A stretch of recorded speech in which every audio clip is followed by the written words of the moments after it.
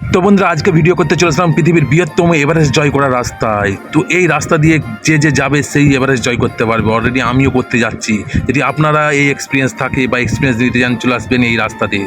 আর এই রাস্তাটার লোকেশন হচ্ছে খানাকুল থেকে কয়েকতলা 9 কিলোমিটার, 9,000-এর বেশি গাড্ডা পাবেন আর এভারেস্ট জয় করতে পারবেন। তো চলে আসুন জলদি করে। তো এই অফারটা আনলিমিটেড রয়েছে, যখন পারে আসতে পারেন। তো অলিম্পিকে যদি নেই তাহলে পার্টিসিপেট অবশ্যই তোমরা করতে চলে আসবে। তো বন্ধুরা দেখতে পাচ্ছ, টোটো যাচ্ছে লাফি, আমার ক্যামেরাও যাচ্ছে বাঁকিয়ে। মানে কি বলবো, এমনই রাস্তার অবস্থা। তো যাই হোক বন্ধুরা, মজার ছলে ভিডিওটা করলাম। তো কি অবস্থা দেখতে পাচ্ছেন। তো এই রাস্তা দিয়ে আমাদেরকে যাতায়াত করতে হয়, আর প্রতি বছরই এই রাস্তা নতুন করে রিপেয়ার হয়। আর এমনই রিপেয়ার হয়, একবার বৃষ্টি হওয়া মানেই এই রাস্তার অবস্থা কি বলবার। দেখতে পাচ্ছ, তো অনেক কিছুই হয়েছে, অনেক চিন্তা ভাবনা করে নতুন কিছু বদল হয়েছে। ভাবলাম রাস্তা হবে, কিন্তু এখনও সেই অবস্থা। গাড়ির চাকা ডেলি পাংচার, সামান্য পাথর ঢুকে কি বলবো, পুরো খাল বিল হয়ে গেছে। এই খালের মধ্যে খুঁজতে পারলে আষাঢ়ের কই মাছ অবশ্যই পাবেন।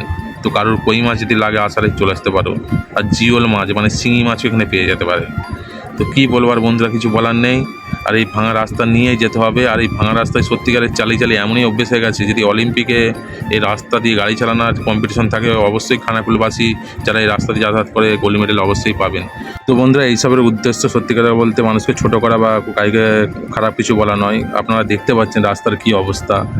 আর রাস্তা যে হিসাবে গাড়িটা চলাচল করা খুবই দুর্দায় হয়ে যায়। আর বিশেষ করে বর্ষার জল জমে বোঝাই যায় না যে রাস্তাটা কতটা গাড্ডা রয়েছে, কতটা গর্ত রয়েছে। আর এইভাবে দুর্ঘটনাও ঘটে। তো মাননীয় যে আমাদের বিধায়ক মশাই রয়েছে, তার কাছে একান্ত নিবেদন করব, আপনারা রোলিংয়ে আছেন আর এই রাস্তাটা একটু মেরামতের কাজটা করে দিন।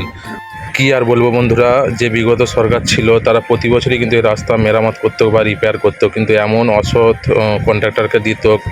তো প্রতি বছরই বৃষ্টি হলে সে রাস্তা ধুয়ে চলে যেত। মানে পুরো 2 নম্বরই ছেয়ে গেছে, দুর্নীতি ছেয়ে গেছিলো। তো যাই হোক, বদলেছে মানুষ, অনেকই করেছে। ওই বাবা, আবার পাশে পুলিশও আছে। যাই হোক বন্ধুরা, চুপচাপ সাইড হয়ে চলে যায়, কেন এই মামাগুলো আবার ধরলে বাঁশ দিয়ে দেবে। তো যাক, নতুন সরকার এসে একটা এক্সপিরিয়েন্স পেয়েছি যে রাস্তায় যে আমরা চলাচল করতাম আর ঘনই পুলিশ ধরতো, তো সেই ধরাটা বন্ধ হয়েছে। যাই হোক বন্ধুরা, যাক, যা হয়েছে ভালোই হয়েছে। তবে অ্যাকচুয়ালি পুলিশ ধরা, যদি পুলিশ সঠিক মতো কাজ করে তাহলে ভালো। যারা হেলমেট পরেনি তাদেরকে ধরুক, তাদেরকে কেস দেয়, কোনো ব্যাপার নয়। কিন্তু হেলমেট যারা পরে থাকে আর তো বাড়ির বাইরে একটু কাজে বেরোচ্ছে, তো তাদেরকে ধরে যে উল্টোপাল্টা করে ফাইন দিত, এটা খুবই খারাপ হয়েছিল। যাক, এটা বন্ধ হয়ে গেছে, খুব ভালো হয়েছে। সবাই হেলমেট পরে গাড়ি চালাবেন। আর তো যাই হোক বন্ধুরা, ভিডিওটা কে কোথা থেকে দেখছো কমেন্টে জানাবে। আর কে রাস্তার উপর দিয়ে যাতায়াত করেছো তার এক্সপিরিয়েন্সটা অন্তত কমেন্টে বলবে। আর এই ভিডিওটা শেয়ার করে দিবে, যাতে রাস্তাটা নতুন করে আবার ভালোভাবে রিপেয়ার করা হয়। আর মাননীয় বিধায়ক মহাশয়ের কাছে একটাই আবেদন করব যে ভালো কোনো কন্ট্রাক্টরের মাধ্যমে রাস্তাটা রিপেয়ার করে দিন প্লিজ। আপনার কাছে কুর্নিশ জানাবো আমরা।